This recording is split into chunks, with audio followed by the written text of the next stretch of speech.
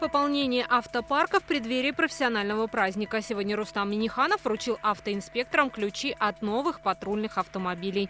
Это уже вторая партия новых авто для ГИБДД в этом году.